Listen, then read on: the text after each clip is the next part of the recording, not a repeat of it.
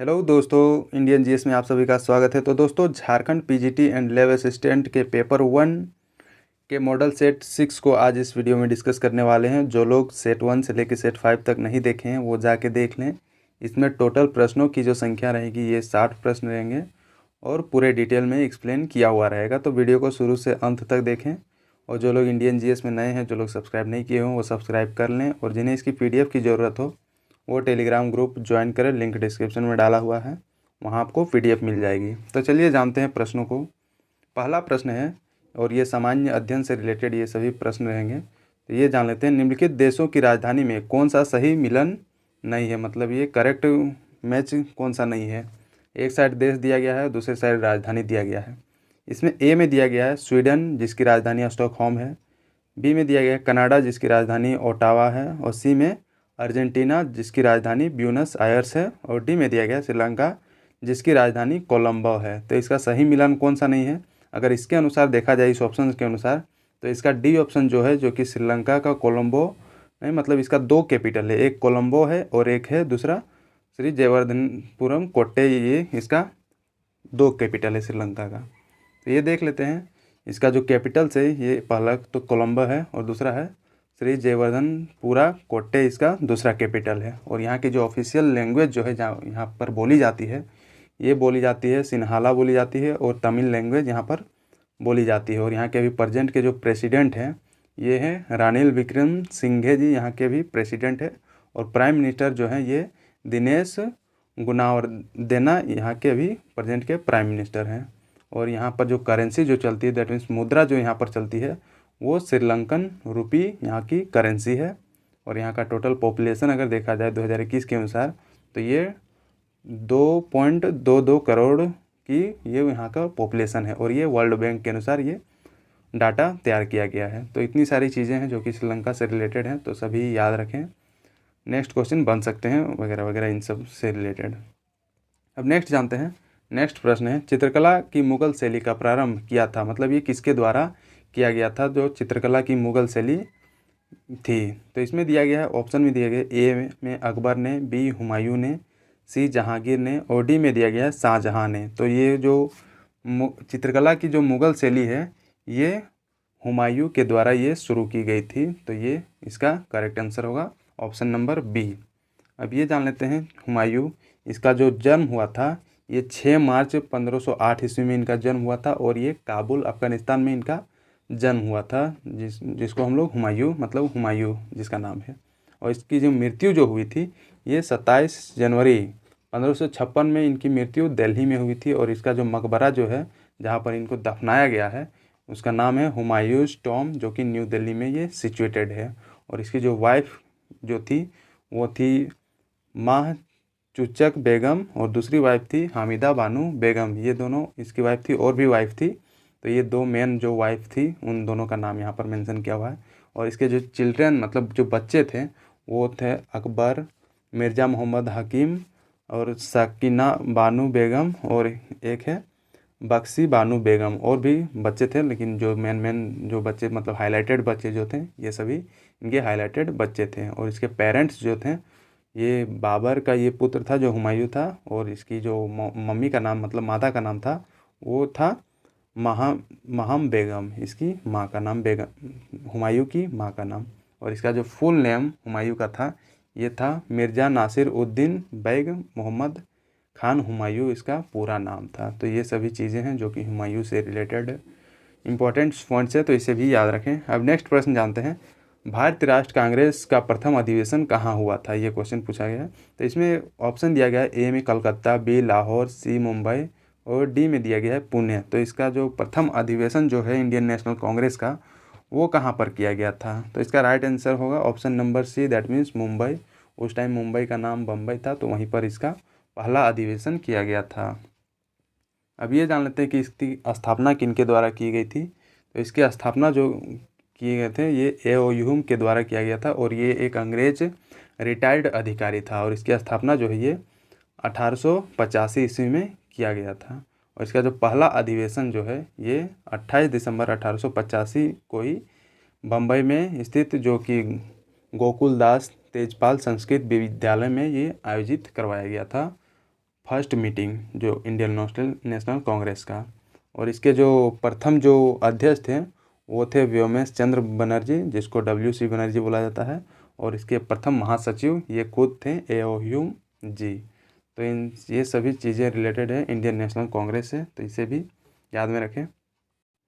अगला प्रश्न है, निम्नांकित में से किस आंदोलन के दौरान वंदे मातरम जो है भारत राष्ट्र आंदोलन का शीर्षक गीत ये बना था? तो ये किस आंदोलन के दौरान ये बना था? इसमें ऑप्शन दिया गया है, ए में स्वदेशी आंदोलन, बी चंपारण सत्याग्रह, और सी में दिया गया रॉलेट कानून विरोधी आंदोलन, और डी में दिया गया है असहयोग आंदोलन। तो ये किस आंदोलन के दौरान जो वंदे मातरम जो गीत है वो शीर्षक गीत बना था? तो ये है स्वदेशी आंदोलन जब करवाया गया था उस टाइम ये लोगों के द्वारा वंदे मातरम का शीर्षक गीत ये गाया जा रहा था। तो अब ये जान लेते हैं जो स्वदेशी आंदोलन जो है ये 16 अक्टूबर 1905 को ये मतलब करवाया गया था, और इसी दिन पूरे बंगाल में शोक दिवस के रूप में ये मनाया गया था, और सड़कों पर लोग क्या कर रहे थे, वंदे मातरम गाते हुए प्रदर्शन कर रहे थे ये स्वदेशी आंदोलन का, और इसी में मतलब वंदे मातरम जो है ये इसका शीर्षक गीत बना था। तो ये याद रखें कि वंदे मातरम जो है ये स्वदेशी आंदोलन में इसको बढ़ चढ़ के गाया गया था। अब नेक्स्ट जानते हैं, कुमाऊं हिमालय निम्नलिखित में किन नदियों के बीच ये स्थित है? जो कुमाऊं हिमालय है वो किन दो नदियों के बीच सिचुएटेड है? इसमें ऑप्शन दिया गया है, ए सिंधु और सतलज, बी में दिया गया है काली और तीस्ता, सी में दिया गया है सतलज और काली, और डी में दिया गया है तीस्ता और ब्रह्मपुत्र। तो इसका राइट आंसर क्या होगा? इसका राइट आंसर हो जाएगा ये सतलज और काली नदी के बीच में जो कुमाऊं हिमालय है वो सिचुएटेड है। तो ये याद रखें, ये इसका एक्सप्लेनेशन दिया गया है, इसको एक बार वीडियो को पॉज करके आप पढ़ सकते हैं। अब नेक्स्ट जानते हैं, नेक्स्ट प्रश्न, भारतीय संविधान की 6ठी अनुसूची के प्रावधान निम्नलिखित में से मतलब किस राज्य में लागू होते हैं? जो 6ठी अनुसूची है वो किन किन राज्यों में मतलब लागू होता है हमारे संविधान में जो मेंशन किया हुआ है? तो इसमें ऑप्शन दिया गया है, ए त्रिपुरा, बी में दिया गया सिक्किम, सी में नागालैंड दिया गया, और डी में दिया गया उपरोक्त में से सभी। तो इसका राइट आंसर क्या होगा? इसका राइट आंसर ये ऑप्शन नंबर ए होगा। दैट मीन्स त्रिपुरा में जो त्रिपुरा राज्य को ये 6ठी अनुसूची में मेंशन किया गया है हमारे संविधान में। इसमें देख लेते हैं जो असम, मेघालय, त्रिपुरा और मिजोरम ये जो चारों राज्य हैं इन सभी राज्यों की जो जनजातीय क्षेत्र प्रशासन के लिए इन सभी को 6ठी अनुसूची में मेंशन किया गया है हमारे भारतीय संविधान में। तो ये याद रखें। अब नेक्स्ट जानते हैं, पंचायत निर्वाचन हेतु राज्य निर्वाचन आयुक्त नियुक्त किया जाएगा, मतलब ये किनके द्वारा नियुक्त किया जाता है? जो राज्य निर्वाचन आयुक्त होते हैं, जो मतलब स्टेट इलेक्शन कमिश्नर जो होते हैं। तो इसमें ऑप्शन दिया गया है, ए में भारत के मुख्य निर्वाचन आयुक्त द्वारा, बी में दिया गया है भारत के राष्ट्रपति द्वारा, और सी में दिया गया है राज्य के राज्यपाल द्वारा, और डी में दिया गया है उपरोक्त में से कोई नहीं, मतलब किसी के द्वारा नहीं नियुक्त किया जाता है। तो इसका राइट आंसर क्या होगा? इसका right answer option number C हो जाएगा। दैट मीन्स राज्य के जो राज्यपाल होते हैं वो निर्वाचन करते हैं, पंचायत निर्वाचन हेतु राज्य निर्वाचन आयोग की मतलब आयुक्त की नियुक्ति ये राज्यपाल के द्वारा किया जाता है। तो ये याद रखें। अब ये जान लेते हैं जो पंचायतों में निर्वाचन के लिए राज्य निर्वाचन आयोग का जो गठन का प्रावधान जो है हमारे संविधान में, ये अनुच्छेद 243 के में भी ये मेंशन किया हुआ है, और ये राज्यपाल के द्वारा इसकी नियुक्ति की जाती है। तो ये सभी भी चीज़ें याद रखें।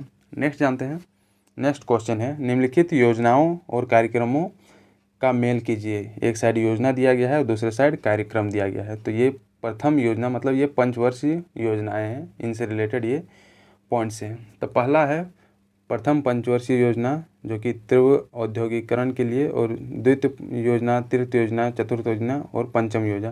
तो इसमें ये कुट लैंग्वेज दिया गया है, तो ये कौन सा जो कुट है वो सही इसका राइट होगा? तो इसमें जो इसका सही होगा ये ऑप्शन नंबर डी इसका सही हो जाएगा। दैट मीन्स जो प्रथम योजना है ये मेनली बेस्ड था सामुदायिक विकास के लिए इस योजना को लाया गया था, और दूसरा जो योजना है इसमें औद्योगिकरण के लिए ये लाया गया था, मतलब फैक्ट्रियों को सेटअप करने के लिए। हमारे देश में उस टाइम फैक्ट्री ज़्यादा नहीं थे, तो वो बनाने के लिए द्वितीय पंचवर्षीय योजना लाया गया था। और तीसरा पंचवर्षीय योजना जो है इसमें आधारभूत उद्योगों का प्रसार के लिए ये लाया गया था। चतुर्थ योजना जो है ये लाया गया था स्वावलंबन की प्राप्ति एवं स्थिरता के साथ समृद्धि के लिए ये लाया गया था। और पंचम पंचवर्षीय योजना है यह न्यूनतम आवश्यकता कार्यक्रम के लिए लाया गया था। तो ये सभी चीज़ें हैं। अब जान लेते हैं कि प्रथम पंचवर्षीय योजना है वो कब से कब तक चला था। तो इसका जो कार्यकाल था ये 1951 से लेकर 1956 तक प्रथम पंचवर्षीय योजना ये चला था, that means first 5 year plan. और द्वितीय पंचवर्षीय योजना जो है ये 1956 से लेकर 1961, तृतीय पंचवर्षीय योजना ये 1961 से 1966 और चतुर्थ पंचवर्षीय योजना जो है ये 1969 से लेकर 1974 तक चला था। और पांचवा जो है ये 1974 से लेकर 1979 तक चला था, 89 या 79 जो होगा। तो ये सभी भी डेट भी याद रखें, डेट से भी रिलेटेड प्रश्न ये पूछे जाते हैं ईयर से, तो ये भी याद रखें। अब नेक्स्ट जानते हैं। नेक्स्ट प्रश्न है मानव विकास सूचकांक एक संयुक्त सूचकांक है, मतलब ये किन किन को मिला के ये सूचकांक तैयार किया जाता है। इसमें ऑप्शन दिया गया है ए में पोषण संबंधी स्थिति, जीवन की गुणवत्ता एवं प्रति व्यक्ति सकल घरेलू उत्पाद, और बी में दिया गया निर्धनता ये होगा जीवन प्रत्याशा और शैक्षिक उपलब्धि, और सी में दिया गया जीवन प्रत्याशा शैक्षिक उपलब्धि एवं प्रति व्यक्ति सकल घरेलू उत्पाद, और डी में दिया गया मुद्रास्फीति बेरोजगारी और प्रति व्यक्ति सकल घरेलू उत्पाद। तो ये जो मानव विकास सूचकांक है ये किन सभी से मिलाकर ये सूचकांक तैयार किया जाता है। तो इसका सही आंसर ये हो जाएगा कि जीवन प्रत्याशा शैक्षिक उपलब्धि एवं प्रति व्यक्ति सकल घरेलू उत्पाद को मिलाकर ये मानव विकास सूचकांक को तैयार किया जाता है। मतलब इन सभी पॉइंटों को ध्यान में रखा जाता है और ये जो सूचकांक है इंडेक्स है इसको तैयार किया जाता है। अब नेक्स्ट प्रश्न जानते हैं। ISFR 2021 के अनुसार, that means Indian state of forest report 2021 के अनुसार क्षेत्रफल की दृष्टि से सर्वाधिक वनावरण वाले 5 राज्य कौन कौन से हैं। मतलब सबसे ज़्यादा वन किन किन राज्यों में ये पाया गया है और ये 5 राज्यों को नाम बताना है। तो इसमें ऑप्शन दिया गया है। ए में दिया गया है मध्य प्रदेश, अरुणाचल प्रदेश, छत्तीसगढ़, उड़ीसा और महाराष्ट्र। बी में दिया गया है अरुणाचल प्रदेश, छत्तीसगढ़, झारखंड, बिहार, गोवा, और सी में है मणिपुर, मेघालय, सिक्किम, महाराष्ट्र, छत्तीसगढ़। डी में दिया गया उड़ीसा, झारखंड, मणिपुर, मेघालय और गोवा। तो इसका राइट आंसर क्या होगा। पहले तो ये दिमाग में जान लें कि मध्य प्रदेश जो है इसमें सबसे ज़्यादा वन ये इस रिपोर्ट के अनुसार ये बताया गया। तो इसका ऑप्शन नंबर ए इसका राइट आंसर होगा। मतलब मध्य प्रदेश के बाद अरुणाचल प्रदेश होगा, उसके बाद छत्तीसगढ़, उसके बाद उड़ीसा, उसके बाद महाराष्ट्र में वन जो है इस क्रम में है, ये मतलब डिक्रीजिंग ऑर्डर में सबसे ज़्यादा मध्य प्रदेश, उसके बाद अरुणाचल प्रदेश, उसके बाद छत्तीसगढ़, उसके बाद उड़ीसा, उसके बाद महाराष्ट्र में। तो ये टॉप 5 स्टेट हैं जो कि हमारे देश के मतलब वन जहाँ पर सबसे ज़्यादा पाए जाते हैं। अब इस रिपोर्ट के अनुसार अगर देखें तो Indian state of forest report 2021 के अनुसार ये जो टॉप 5 स्टेट हैं ये मध्य प्रदेश, अरुणाचल प्रदेश, छत्तीसगढ़, उड़ीसा और महाराष्ट्र, ये याद रखें। और जो state with highest forest in percentage wise, अगर परसेंटेज वाइज अगर क्वेश्चन पूछा जा रहा है तो उसमें मिजोरम सबसे पहला स्टेट होगा, और दूसरा है अरुणाचल प्रदेश, तीसरा मेघालय, चौथा मणिपुर और पांचवा है नागालैंड। तो ये भी परसेंटेज वाइज भी इसको याद कर लें क्योंकि ये तो एरिया वाइज हो गया, अब परसेंटेज वाइज ये होगा। अब नेक्स्ट जानते हैं। नेक्स्ट है जो टोटल फॉरेस्ट एरिया जो हमारे देश में है ये 24.62% है। पूरे जियोग्राफिकल एरिया में इतना प्रतिशत फॉरेस्ट है हमारे देश में। फॉरेस्ट के साथ साथ ये ट्री कवर भी, और इसमें जो है फॉरेस्ट कवर केवल अगर देखा जाए तो ये है 21.71%, और जो ट्री कवर अगर देखा जाए तो ये 2.91% ये हमारे देश में है। और ये किसके अनुसार ये बताया जा रहा है, ये Indian state of forest report जो 2021 में पब्लिश की गई थी उस रिपोर्ट के अनुसार ऐसा कहा गया है। इसमें कुछ चेंजेस आए थे 2019 के अकॉर्डिंग अगर इसमें देखा गया है तो इसमें जो forest cover with in reserve forest area में ये चेंज क्या आया है कि इसमें इंक्रीज हुआ है फॉरेस्ट, और ये कितना इंक्रीज हुआ है, ये 31 स्क्वायर किलोमीटर का इंक्रीज इसमें देखा गया है जो रिजर्व फॉरेस्ट के अंदर में जो जंगल पाए जाते हैं। और नेक्स्ट है forest cover outside the reserve forest area, जो आउटसाइड में जो जंगल हैं रिजर्व फॉरेस्ट एरिया के आउटसाइड उसमें क्या पाया गया है, इसमें भी क्या पाया गया है, इंक्रीज पाया गया, मतलब इसमें भी जंगल बढ़े हैं। तो ये कितना बढ़ा है, इसमें बढ़ा है 1509 स्क्वायर किलोमीटर का जंगल इसमें बढ़त पाया गया है। नेक्स्ट है top 5 state in terms of decreasing in forest cover, कि वो जो टॉप 5 स्टेट जिसमें फॉरेस्ट कवर जो है वो उसमें कमी आई है। तो ये है पहला है अरुणाचल प्रदेश, दूसरा मणिपुर, तीसरे में नागालैंड, चौथे में है मिजोरम और पांचवें में है मेघालय। तो ये भी याद रखें, इससे भी हो सकता है क्वेश्चन पूछा जा सकता है। नेक्स्ट है top 5 state in term of increasing forest cover, मतलब जिसमें जंगल बढ़े हैं। तो ये आंध्र प्रदेश, तेलंगाना, उड़ीसा, कर्नाटक और झारखंड में, इन सभी राज्यों में जंगल बढ़े हैं और ये कितना कितना बढ़ा है ये भी इसमें दिया गया है, तो ये भी याद रखें।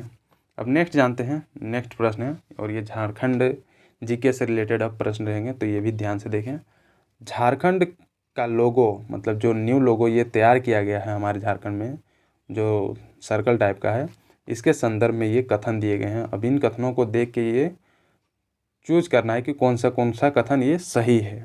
तो इसमें देख लेते हैं। तो पहला कथन दिया गया है, चक्राकार विन्यास के अनुसार नया प्रतीक वृत्त के आकार का है, पहला ये कथन है। दूसरा दिया गया है, पहला वृत्त पूर्णतः रिक्त है तथा दूसरे वृत्त के ऊपर की ओर झारखंड सरकार तथा नीचे में गवर्नमेंट ऑफ झारखंड लिखा हुआ है, ये दूसरा कथन है। तीसरा है, तीसरे वृत्त में हरे रंग के पृष्ठभूमि पर 24 सफ़ेद हाथी के चित्र अंकित है तथा चौथे वृत्त में लाल रंग के 24 पलाश के फूल, जो हमारा राजकीय फूल है, और ये जो हाथी जो है जो हमारा राजकीय पशु है, ये सभी मेंशन है। और चौथा में दिया गया है, सातवें वृत्त में भारत का राष्ट्र चिन्ह अशोक स्तंभ उत्कीर्ण है तथा अशोक स्तंभ के नीचे सत्यमेव जयते लिखा हुआ है। तो इनमें से कौन कौन सा कथन जो है वो सही कथन है। तो इसमें ऑप्शन दिया गया है ए में केवल 1 और 2, बी में दिया गया है केवल 2 और 3, और सी में दिया गया है केवल 1, 2 और 3, और डी में दिया गया है 1, 2, 3, 4, मतलब ये सभी। तो इसका राइट आंसर क्या होगा? इसका right answer option number D हो जाएगा। दैट मीन्स ये जो जितने भी कथन यहाँ पर दिए गए हैं ये सभी कथन ये सत्य हैं। हमारे झारखंड का जो नया लोगो है उनसे रिलेटेड ये सभी कथन है। अब ये भी जान लेते हैं, ये रहा हमारे झारखंड का नया लोगो जो सर्कल के आकार में ये दिखाया गया है और इसमें झारखंड सरकार लिखा गया है, नीचे जो गवर्नमेंट ऑफ झारखंड लिखा गया है, और इसमें हाथी हैं, प्लास के फूल हैं, और ये नर्तकियाँ हैं, और ये बीच में लास्ट में दिया गया है ये सर्कल के हैं। तो ये टोटल कितने हैं? इसमें क्या दिखाया गया था कि 24 जो हैं ये सफ़ेद हाथी हैं, 24 पलाश के फूल हैं, ये पलाश के फूल की संख्या 24 है, और जो ये नाचने वाले नर्तकियों की जो ये संख्या है ये 48 है, और ये जो टोटल वृत्त यहाँ पर बने हुए हैं इसके अंदर आपको दिख रहा होगा ये छोटा छोटा वृत्त, इसकी टोटल संख्या कितनी है? इसकी टोटल संख्या 60 है। तो ये भी याद रखें, इसकी नंबर वगैरह ये सभी प्रश्न पूछे जाएंगे, हो सकता है प्रश्न बन सकते हैं। अब इससे रिलेटेड भी जान लेते हैं जितने भी इम्पोर्टेंट पॉइंट्स हैं हमारे झारखंड के न्यू लोगो से रिलेटेड, वो भी एक बार देख लेते हैं। तो ये जो नया प्रतीक चिन्ह है इसका विन्यास कैसा है? चक्राकार या फिर जिसको वृत्ताकार बोला जाता है, मतलब सर्कल के आकार का है ये नया प्रतीक चिन्ह। और इस प्रतीक चिन्ह में वृत्ताकार का रंग जो है ये हरा रंग रखा गया है, और ये हरा रंग क्या प्रतीत करता है हमारे झारखंड को? ये हरी भरी धरती तथा वन संपदा जो हमारे झारखंड में है ये सभी प्रतीत करते हैं, जो वृत्त का जो हरा रंग ये दिखाया गया है। इसमें जो सबसे ऊपर का वृत्ताखंड जो है इसके बीच में क्या है? हिंदी में झारखंड सरकार तथा अंग्रेजी में गवर्नमेंट ऑफ झारखंड ये लिखा हुआ है, जो मैंने ये भी दिखाया जो लोगो उसमें लिखा हुआ है। अब नेक्स्ट दूसरे वृत्त में जो है ये 24 हाथी दर्शाए गए हैं, और ये हाथी हमारे झारखंड का क्या है? ये राजकीय पशु है, और इसमें क्या दिखाया जाता है, मतलब क्या शो करता है हाथी? ये शो करता है हमारे राज्य के ऐश्वर्य को ये शो करता है। अब तीसरा वृत्त में क्या मेंशन किया हुआ है?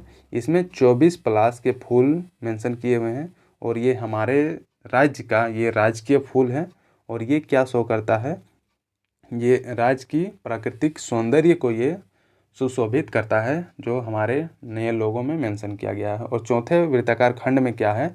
इसमें 48 नर्तकों को ये दर्शाया गया है, जो कि हमारे राज्य के जनजातियों का समृद्ध संस्कृति जो है ये सभी चीज़ों को ये प्रतिबिंबित करता है, मतलब दिखाता है।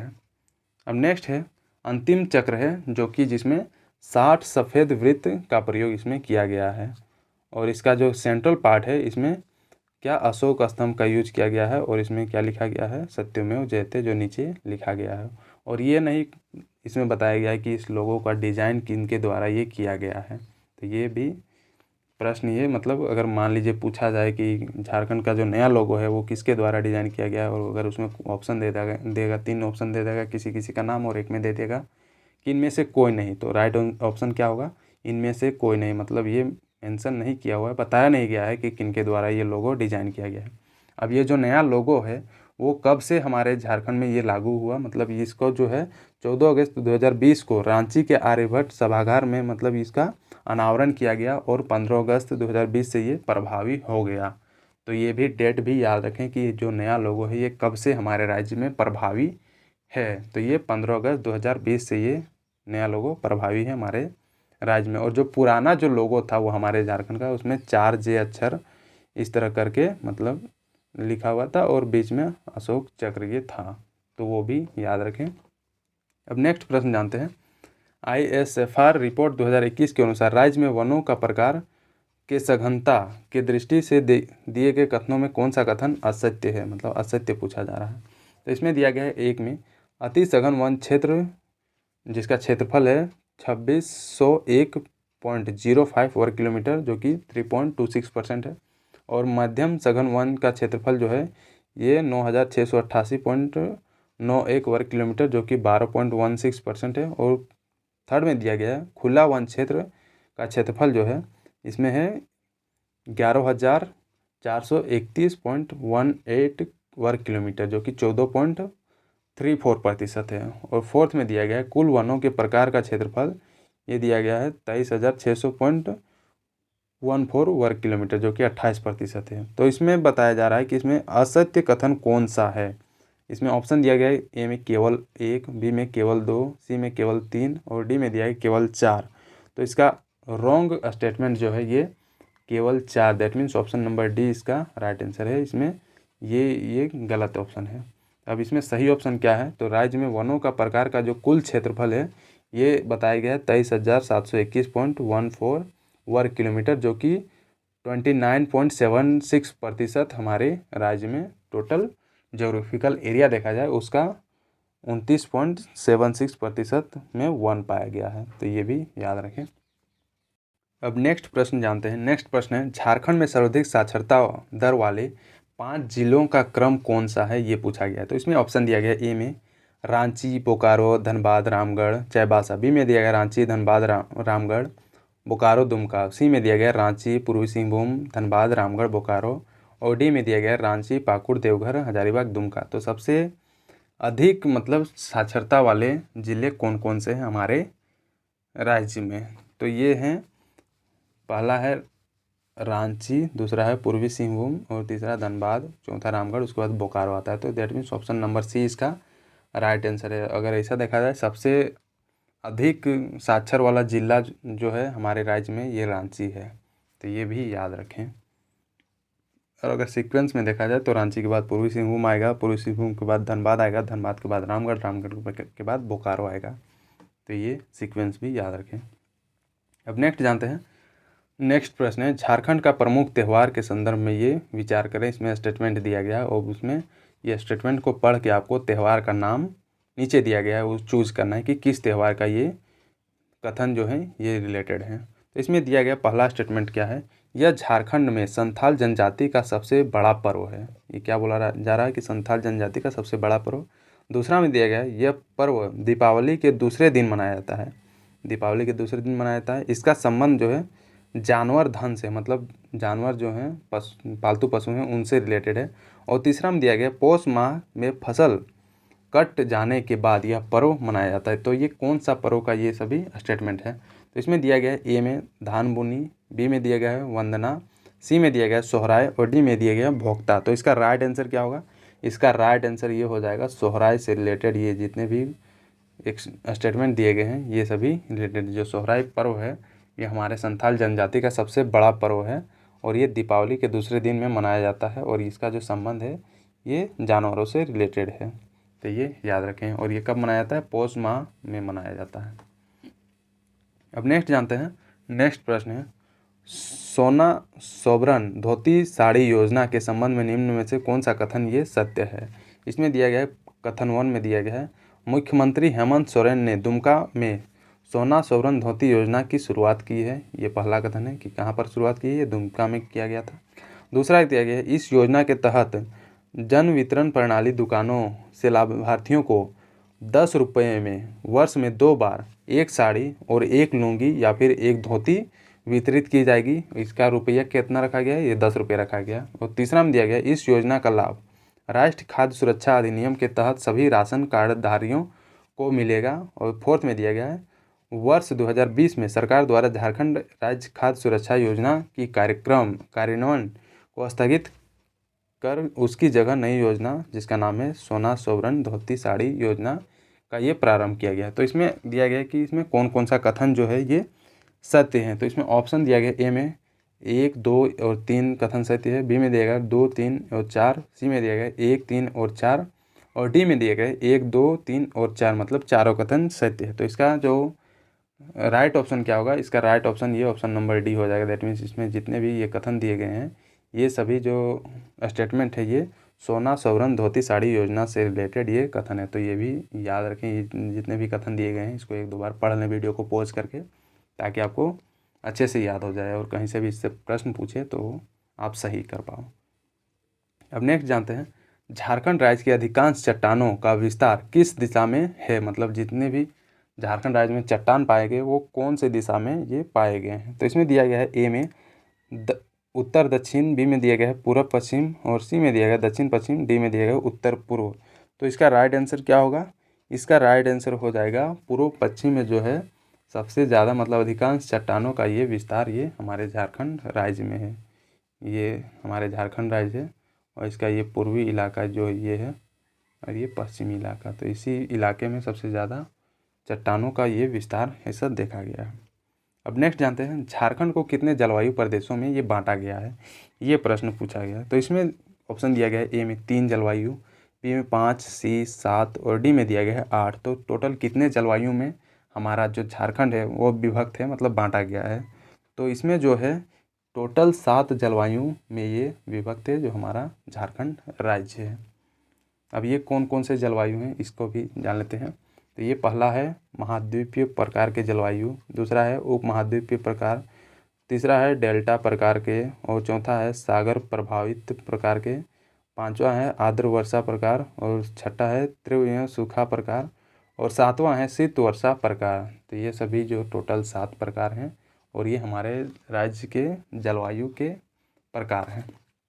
तो ये भी याद रखें। नेक्स्ट जानते हैं सिंहभूम के आरंभिक निवासी जो जैन धर्म को मानने वाले थे उन्हें कहा जाता था, मतलब उन सभी को क्या कहा जाता था। तो इसमें ऑप्शन दिया गया है ए में हरिसेन, बी में दिया गया है देवली, सी में दिया गया है पलमा और डी में दिया गया है सरक। तो उन सभी लोगों को क्या कहा जाता था, उन सभी लोगों को सरक कहा जाता था जो भी मतलब जैन धर्म को मानने वाले थे और ये कहाँ सिंहभूम के क्षेत्र के लोग थे, ये याद रखें। अब नेक्स्ट जानते हैं, नेक्स्ट प्रश्न है किरिंग बापला किस आदिवासी से संबंधित है। मतलब ये किस आदिवासी चीज़ से संबंधित है, मतलब किरिंग बापला जो है ये विवाह प्रथा है और ये किस जनजाति से संबंधित है। तो इसमें ऑप्शन दिया गया ए में संथाल, बी में दिया गया बिरहोर, सी में दिया गया हो, डी में दिया गया भूमिज।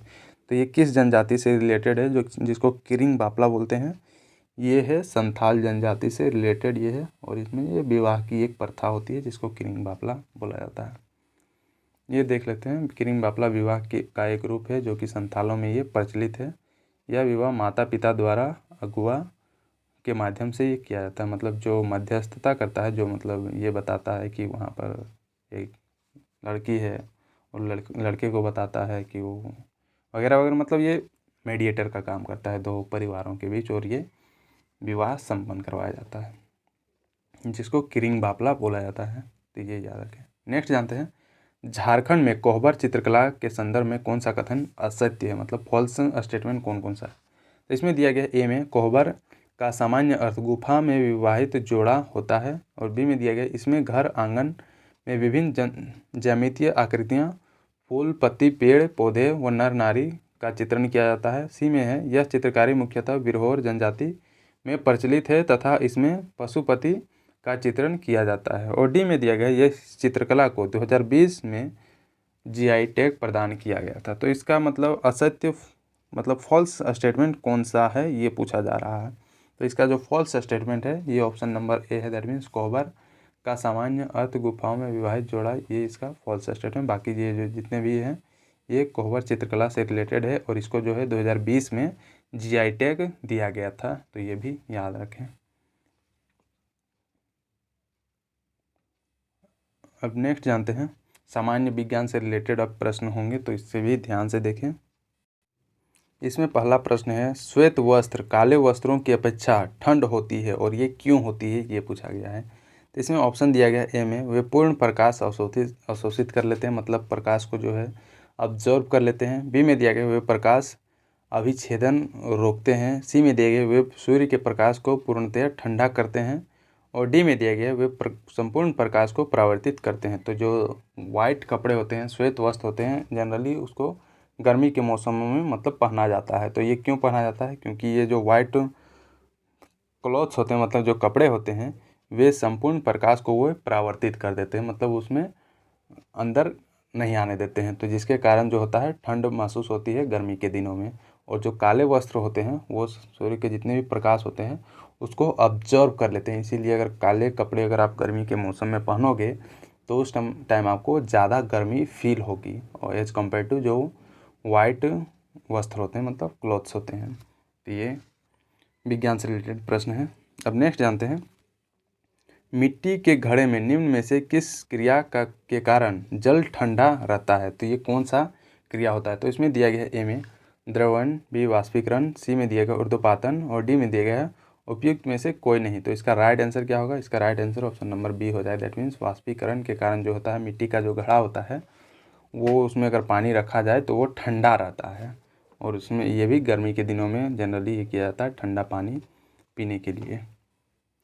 इसमें क्या होता है कि मिट्टी के घड़े की दीवारों में असंख्य सूक्ष्म छिद्र होते हैं, मतलब उसमें माइक्रोस्कोपिक लेवल के मतलब होल्स होते हैं, छिद्र होते हैं, और इन छिद्रों से पानी रिसता रहता है, जिस कारण घड़े की स्तर पर हमेशा गीलापन रहता है और घड़े से निकले पानी का वाष्पोत्सर्जन होता रहता है, और जिसके कारण अंदर में पानी क्या होता है वो ठंडा हो जाता है। तो ये इसका मेन रीज़न है, तो ये भी जाने।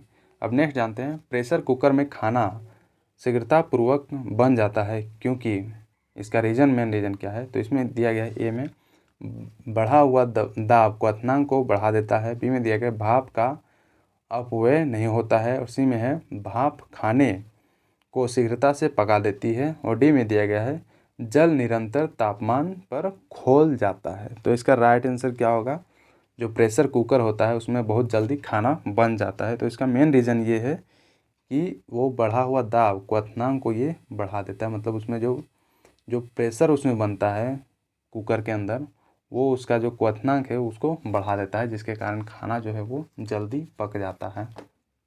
तो ये ध्यान में रखें। अब नेक्स्ट जानते हैं, नेक्स्ट प्रश्न है 50 डिग्री सेल्सियस का मान फ़ारेनहाइट स्केल में क्या होगा, कितना होगा। इसमें ऑप्शन दिया गया ए में 140 डिग्री फ़ारेनहाइट, बी में दिया गया 122 डिग्री फ़ारेनहाइट और सी में दिया गया है 100 डिग्री फ़ारेनहाइट और डी में दिया गया है 75 डिग्री फ़ारेनहाइट। तो इसका राइट आंसर क्या होगा, जो 50 डिग्री सेल्सियस है इसको फ़ारेनहाइट में अगर हम चेंज करेंगे तो इसका आंसर ये हो जाएगा 122 डिग्री फ़ारेनहाइट। अब इसकी फॉर्मूला क्या होती है, इसकी फॉर्मूला ये होती है कि इसमें अगर हम 50 का वैल्यू पुट करेंगे जीरो के जगह में तो ये आ जाएगा 122 डिग्री। मान लीजिए अगर पुट करते हैं 50 × 9/5, इसका हो जाएगा 5 × 50 और ये 10 × 9 = 90, 90 + 32, 90 + 32, तो ये हो जाएगा 2 और इधर हो जाएगा 9 और 3 12। दैट मीन्स 122 डिग्री फ़ारेनहाइट इसका राइट आंसर हो जाएगा। और बाकी भी जितनी भी ये फॉर्मूला मेन आप याद रखें, ताकि कोई भी क्वेश्चन अगर ऐसा पूछा जाए तो उसमें आप आसानी से पुट कर दें और उसके बाद फ़ारेनहाइट में वो वैल्यू आ जाएगा। तो ये याद रखें। अब नेक्स्ट जानते हैं, रेडियो सक्रियता की खोज निम्न में से किसके द्वारा ये की गई है। जो रेडियो एक्टिव जो होते हैं वो किसके द्वारा खोजी गई है। इसमें ऑप्शन दिया गया है ए में बेकुरेल, बी में दिया गया केल्विन, सी में दिया गया थॉमसन और डी में दिया गया रदरफोर्ड। तो इसका राइट आंसर जो क्या होगा, जो रेडियो सक्रियता होता है वो बेक्यूरेल के द्वारा ये खोजा गया है। तो ये इसका सही आंसर है। अब ये जान लेते हैं, जो 1896 में फ्रांसीसी वैज्ञानिक जो थे जिनका नाम था हेनरी बैकरेल, इनके द्वारा ये रेडियो सक्रियता की खोज की गई थी। जबकि अमेरिकी बायोकेमिस्ट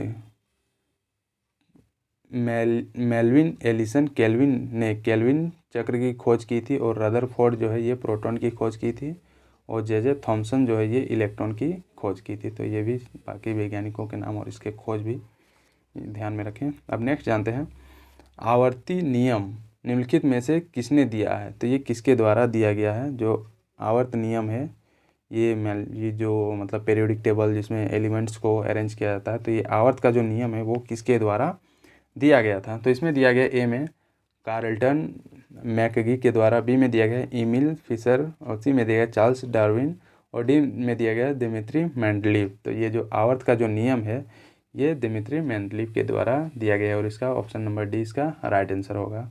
इसमें क्या है कि जो जितने भी रासायनिक तत्व हैं उन सभी को अरेंज्ड फॉर्म में ये रखा गया है आवर्त के नियम के अनुसार।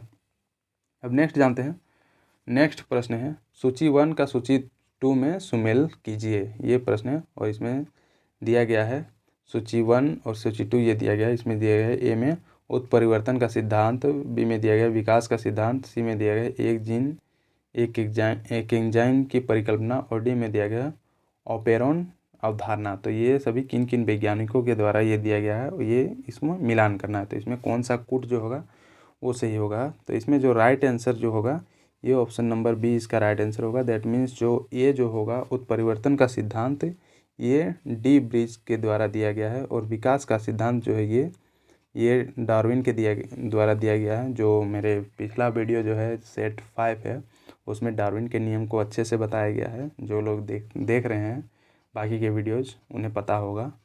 अब बाकी आगे देखते हैं, जो एक जीन एक एग्जाम की जो परिकल्पना है ये ब्रीडल और टेटम के द्वारा दिया गया है, और बाकी जो लास्ट है ऑपरेशन अवधारणा ये जेकब और मोनेट के द्वारा दिया गया है। तो ये सभी का करेक्ट पेयर होगा, तो ये भी ध्यान में रखें। अब नेक्स्ट जानते हैं, नेक्स्ट प्रश्न है BCG का टीका निम्न में से किस में लगाया जाता है? मतलब जो BCG का टीका जो है वो किस बीमारी में लगाया जाता है? तो इसमें ऑप्शन दिया गया है ए में निमोनिया, बी में दिया गया काली खांसी, सी में टेटेनस, और डी में दिया गया यक्ष्मा जिसको TB बोला जाता है, ट्यूबरकुलोसिस। तो ये BCG का जो टीका जो है ये लगाया जाता है TB की बीमारी को मतलब ख़त्म करने के लिए ये लगाया जाता है BCG का टीका।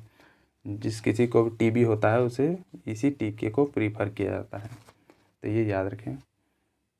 ये इसका एक्सप्लेनेशन दिया गया है, इसको आप पढ़ सकते हैं। नेक्स्ट जानते हैं, जीवन चक्र की दृष्टि से पौधे का सबसे महत्वपूर्ण अंग कौन सा है? तो इसमें दिया गया ए में पुष्प, बी पत्ती, सी में दिया गया तनर, और डी में दिया गया जड़।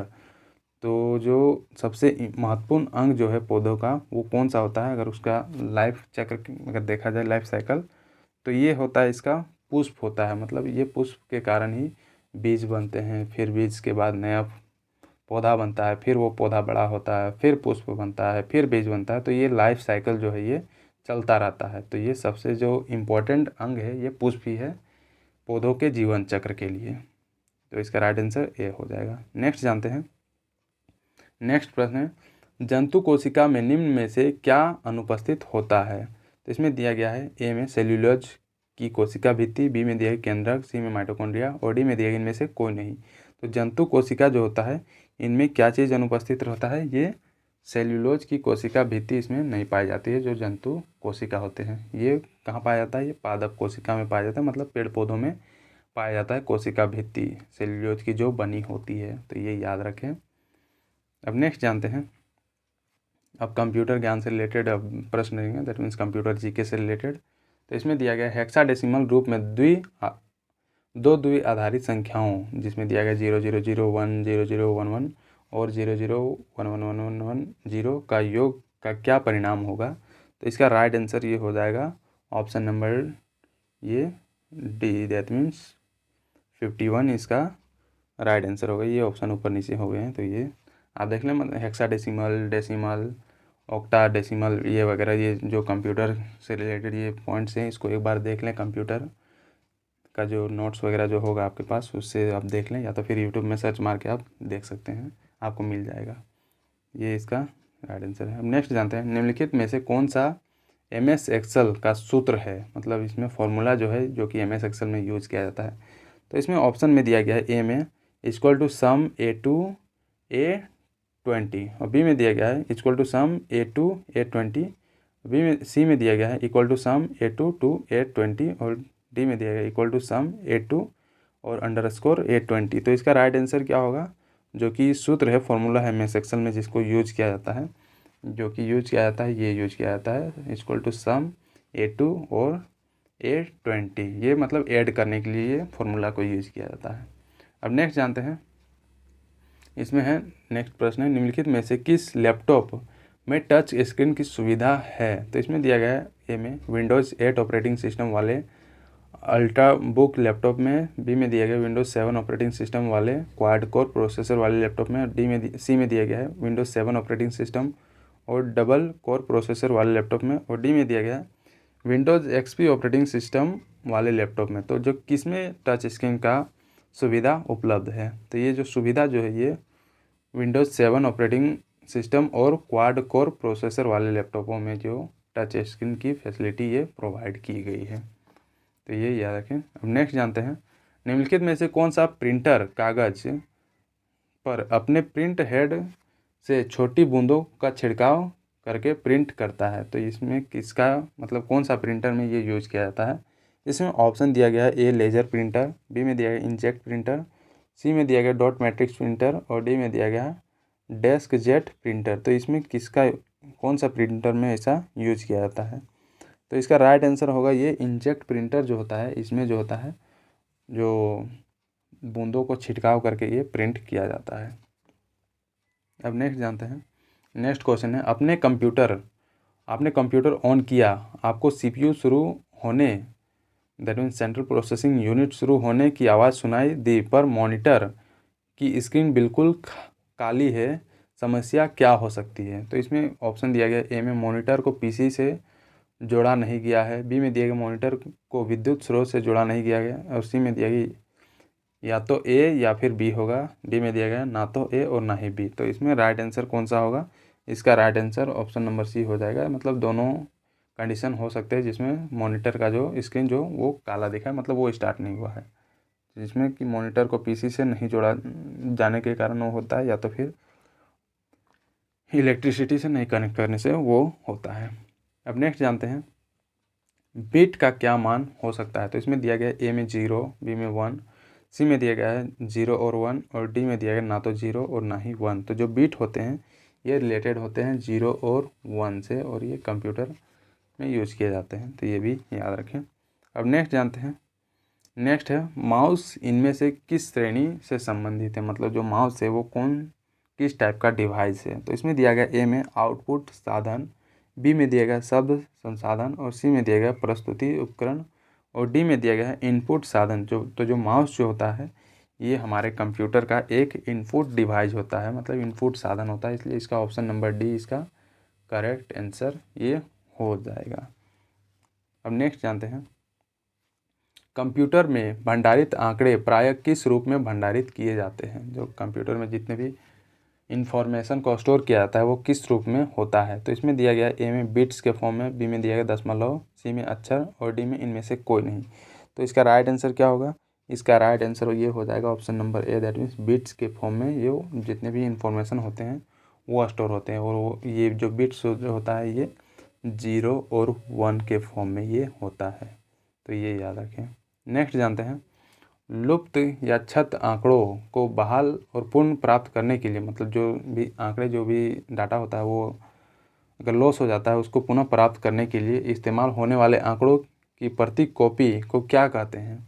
इसमें दिया गया ए में हार्ड कॉपी, बी में दिया गया सॉफ्ट कॉपी, सी में दिया गया बैकअप और डी में दिया गया इनमें से कोई नहीं। तो इसका राइट आंसर क्या होगा, ये बैकअप जो होता है, मान लीजिए अगर आपका कोई भी फाइल लॉस हो गया है तो उसमें बैकअप का एक ऑप्शन होता है जिसमें आप फाइल को फिर प्राप्त कर सकते हैं, तो ये भी ध्यान में रखें। अब नेक्स्ट जानते हैं, माइक्रोसॉफ्ट वर्ड दस्तावेज़ों को किस डिफ़ॉल्ट एक्सटेंशन के साथ सेव करता है। जो वर्ड जो होता है वो किस एक्सटेंशन मतलब लास्ट में वो क्या लगता है। तो इसमें दिया गया ए में .docx, बी में दिया गया .pdf, सी में दिया गया .exe और डी में दिया गया .img। तो जो डॉक फॉर्मेट होते हैं, जो डॉक्यूमेंट फॉर्मेट होते हैं वो डॉक फॉर्मेट मतलब वर्ड दस्तावेज जो होते हैं ये होते हैं .docx के फॉर्म में उसमें मान लीजिए अगर आप वर्ड दस्तावेज में बना रहे हैं, MS वर्ड में कुछ बना रहे हैं, उसको आप सेव कर रहे हैं, तो वो आपका दिखेगा कि लास्ट में ये .docx ये वहाँ पर रहेगा, और जो PDF फाइल रहेगा उसमें .pdf रहेगा, और जो इमेज फाइल JPG फाइल रहेगा उसमें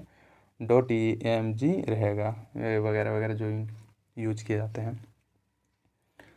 अब नेक्स्ट जानते हैं, नेक्स्ट प्रश्न। अब जो जितने भी प्रश्न होंगे वो हिंदी व्याकरण से रिलेटेड प्रश्न होंगे, तो इसे भी ध्यान से देखें। पहला प्रश्न है, जिन शब्दों की व्युत्पत्ति का पता नहीं चलता उन्हें क्या कहा जाता है? इसमें ऑप्शन दिया गया, ए में तत्सम शब्द, बी में दिया गया तद्भव, सी देशज, और डी में दिया गया संकर शब्द। तो इसमें जो शब्द होते हैं जिसकी व्युत्पत्ति का पता नहीं चलता कि वो शब्द एक्चुअली कहाँ से उत्पन्न हुआ है, तो वो शब्द को क्या बोलते हैं? तो इसका राइट आंसर जो होता है ये देशज शब्द, उन सभी को बोला जाता है। मतलब जो हमारे देश से ही वो शब्द शुरू हुए हैं, इसको देशज शब्द बोलते हैं। इसमें दिया गया देशज शब्द का डेफिनेशन, वे शब्द जो स्थानीय भाषा के शब्द होते हैं, ये देश के विभिन्न बोलियों से लिया जाता है, अर्थात तत्सम शब्द को छोड़कर देश के विभिन्न बोलियों में से आए शब्द को क्या बोलते हैं? देशज शब्द बोलते हैं। तो ये इसका डेफिनेशन है, इसे भी याद रखें। अब नेक्स्ट जानते हैं, भूतकाल का विलोम शब्द क्या है? इसमें ऑप्शन दिया गया है, ए में आसनभूत, बी में दिया गया है सामयिक, सी में दिया गया है अनागत काल, और डी में दिया गया है संप्रति। तो इसका जो राइट आंसर होगा, जो भूतकाल का जो विलोम शब्द, दैट मीन्स ऑपोजिट वर्ड क्या होगा? ये हो जाएगा अनागत काल, इसका ऑपोजिट वर्ड हो जाएगा, दैट मीन्स विलोम शब्द भूतकाल का। तो ये अब नेक्स्ट जानते हैं, आनंद का प्रयोज्य शब्द जो है इनमें से कौन सा है? इसमें दिया गया, ए में हिमांशु, बी तुरंग, सी में दिया गया प्रमोद, और डी में दिया गया है राजराज। तो जो आनंद है इसका प्रयोज्य शब्द कौन सा होगा? ये हो जाएगा प्रमोद, इसका राइट आंसर हो जाएगा, that means option number C इसका राइट आंसर होगा। अब नेक्स्ट जानते हैं, चाहर दीवारी का शुद्ध रूप में निम्न में से कौन सा होगा? मतलब जो चाहर दीवारी, ये जो एक वर्ड दिया गया है और ये मतलब सही नहीं है, तो इसका शुद्ध रूप कौन सा वर्ड होगा? तो इसमें दिया गया, ए में चाहार दीवारी, बी में दिया गया चाहर दीवारी, सी में दिया गया चाहार दीवारी, और डी में दिया गया चाहार दीवारी। तो इसका राइट आंसर क्या हो जाएगा? इसका राइट आंसर ये हो जाएगा option number C, that means चाहार दीवारी इसका सही मतलब शुद्ध रूप ये होगा। अब नेक्स्ट जानते हैं, नेक्स्ट प्रश्न है, जो स्त्री सूर्य भी ना देख सके, वाक्यांश के लिए शब्द दीजिए। मतलब इस वाक्यांश के लिए कौन सा शब्द ये होगा? तो इसमें दिया गया, ए में सूर्या, बी में दिया गया असूर्यमपस्या, बी में दिया गया है अजात शत्रु, और डी में दिया गया है अनंत ये अंतर्यामी, सॉरी। तो इसमें का राइट आंसर क्या हो जाएगा? इसका राइट आंसर ये ऑप्शन नंबर बी हो जाएगा, दैट मीन्स असूर्यमपस्या, जो भी है लिखा हुआ, ये कुछ संस्कृत वर्ड टाइप का दिख रहा है, तो ये इसका ये वाक्यांश के लिए ये शब्द प्रयुक्त होगा। मतलब ये वन वर्ड सब्स्टिट्यूशन टाइप का ये क्वेश्चन है।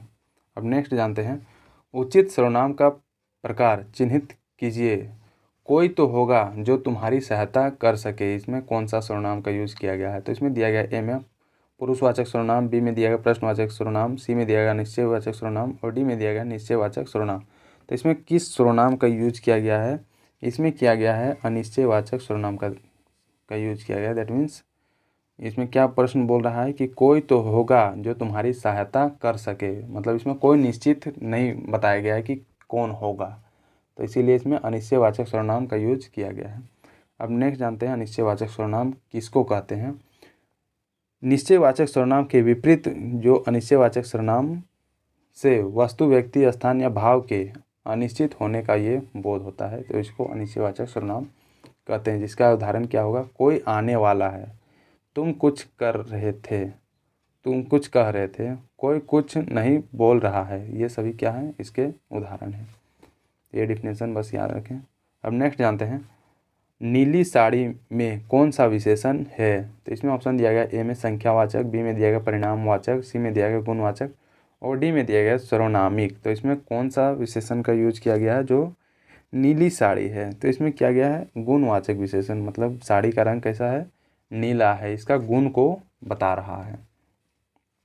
इसका डेफिनेशन क्या है? जो शब्द किसी वस्तु या व्यक्ति के रूप, गुण, रंग संबंधी विशेषता प्रकट करता है उन्हें क्या बोलते हैं? गुणवाचक विशेषण कहते हैं, जैसे कि मोटा, लंबा, काला, हरा, बुरा, ये वगैरह वगैरह।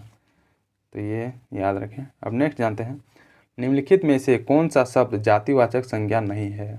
इसमें दिया गया है ए में जवान, बी में दिया गया बालक, सी में दिया गया सुंदर और डी में दिया गया मनुष्य। तो इसमें से कौन सा जो शब्द है वो जातिवाचक संज्ञा के अंतर्गत नहीं आएगा। तो इसमें जो ऑप्शन नंबर सी है, जो देखिए सुंदर जो है ये जातिवाचक संज्ञा नहीं है। बाकी जो जवान है एक पार्टिकुलर मतलब जवानों को शो करता है, बालक मतलब सभी बच्चों को ये दर्शाता है, और मनुष्य जो है ये सभी मनुष्यों को ये दिखाता है, मतलब ये पूरे जाति का बोध कराता है।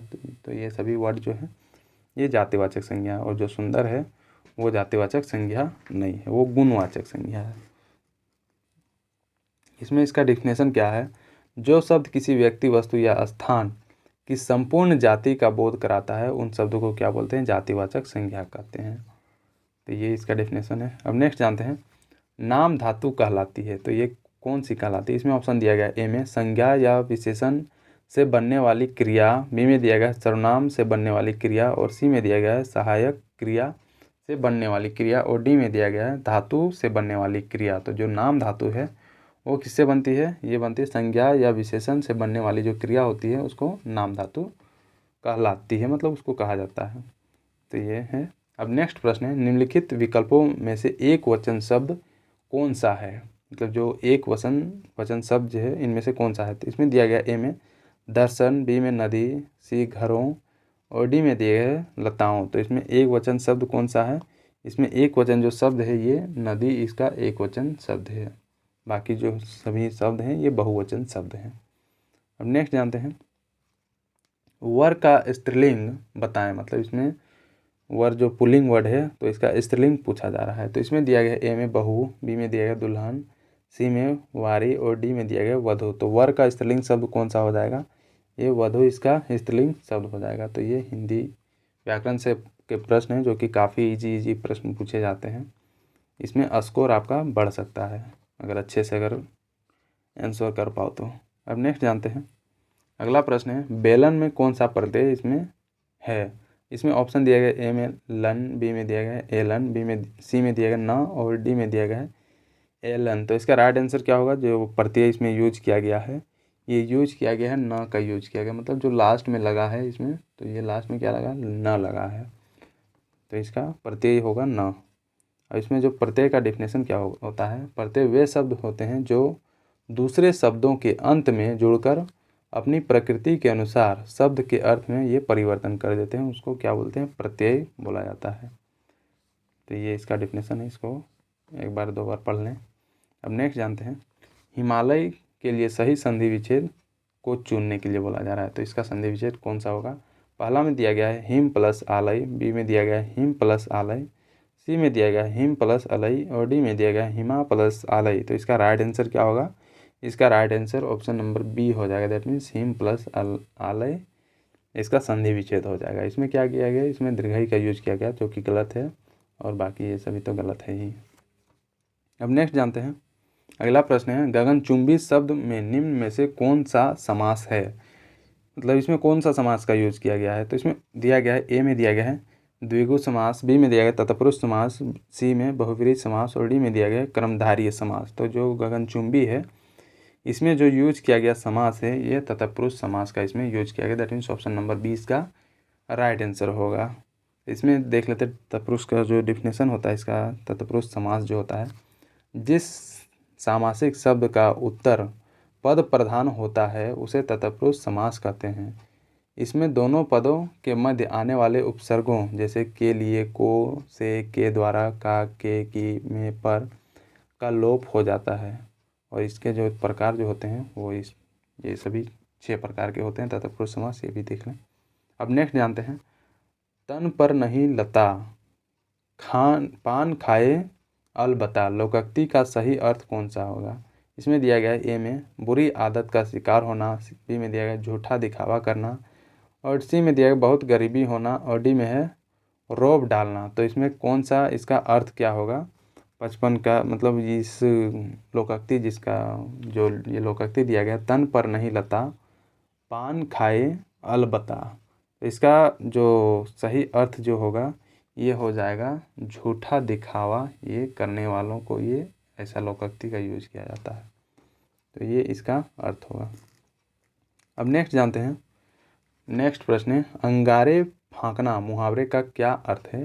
इसमें दिया गया ए में ऐसा काम करना जिसका फल असहन हो, बी में दिया गया साहसपूर्ण कार्य करना, सी में क्रोध या ईर्ष्या से जलना और डी में दिया गया चुनौती देना। तो इसका जो अर्थ होगा अंगारे फांकना, ये एक मुहावरा है, इसका अर्थ हो जाएगा ऐसा काम करना जिसका जो फल जो होगा वो असहन होगा, मतलब वो एक्सेप्टेबल नहीं होगा। अंगारे फांकना का ये अर्थ है। अब नेक्स्ट जानते हैं मुंह की खाना मुहावरे का अर्थ ये कौन सा होगा। इसमें दिया गया ए में बुरी तरह से हारना, बी में दिया गया मुंह के बल गिरना, सी में दिया गया है खाना खाना और डी में दिया गया मुंह का रोग। तो इसका जो अर्थ क्या होगा, मुंह की खाना का मतलब बुरी तरह से हारना, इसका ये अर्थ होगा ये मुहावरे का मुंह की खाना का अर्थ। तो ये भी ध्यान में रखें। अब नेक्स्ट जानते हैं प्रत्येक का संधि विच्छेद कौन सा होगा। तो इसमें दिया गया ए में प्रत्यय प्लस का, बी में दिया गया प्रति प्लस एक, सी में दिया गया प्र प्लस एक, डी में दिया गया प्रति प्लस एक। तो इसका राइट आंसर क्या होगा, प्रत्येक का जो संधि विच्छेद ये होगा, ये हो जाएगा प्रति प्लस एक। That means option number D इसका राइट आंसर होगा। अब नेक्स्ट प्रश्न देखते हैं थाली का बैंगन लोकोक्ति का क्या अभिप्राय है। तो इसमें दिया गया ए में सिद्धांतहीन व्यक्ति, बी में दिया गया है गोल मटोल, सी में अधिक चिकना और डी में दिया गया है चौड़ा होना। तो जो थाली का बैंगन है इसका अर्थ होगा सिद्धांतहीन व्यक्ति जो होता है उसको, मतलब ये इसका अर्थ होगा थाली का बैंगन। अब नेक्स्ट जानते हैं और लास्ट प्रश्न है इस पूरे वीडियो का, ये भी देख लें। दूध वाले से कहो कि वह 20 लीटर दूध तुरंत ले आए। वाक्य है, मतलब ये कौन सा वाक्य है। इसमें दिया गया ए में आज्ञावाचक वाक्य, बी में दिया गया इच्छा सूचक वाक्य, सी में विधानवाचक वाक्य और डी में दिया गया संकेतार्थक वाक्य। तो इसका कौन सा वाक्य का ये उदाहरण है। तो ये जो है आज्ञावाचक वाक्य का उदाहरण है, मतलब ये आज्ञा दे रहा है दूध वाले से कहो कि वह 20 लीटर दूध तुरंत लाए, ये आज्ञा दे रहा है। ये है इसका डेफिनेशन। जिन वाक्यों से आज्ञा उपदेश प्रार्थना अनुमति आदि का बोध होता है उनको क्या बोलते हैं, आज्ञावाचक वाक्य कहते हैं। जैसे कि अगर उदाहरण में देखें तो तुम पढ़ने जाओ, यह पाठ तुम पढ़ो, ये सभी इसका उदाहरण है। तो ये रहा दोस्तों इसके जो मॉडल सेट 6 है। जो लोग सेट 1 से लेकर सेट 5 तक नहीं देखे हैं वो देख लें, आपको इसी तरह अच्छे टाइप से एक्सप्लेनेशन आपको मिलेगी। तो दोस्तों वीडियो को लाइक शेयर ज़रूर करें, और जो लोग इंडियन जीएस में नहीं हैं, जो लोग अभी तक सब्सक्राइब नहीं किए हुए हैं इस चैनल को, वो सब्सक्राइब करके बेल आइकन ज़रूर दबाएं ताकि आपको रेगुलर अपडेट इस चैनल के थ्रू मिलती रहे। तो दोस्तों थैंक यू दोस्तों।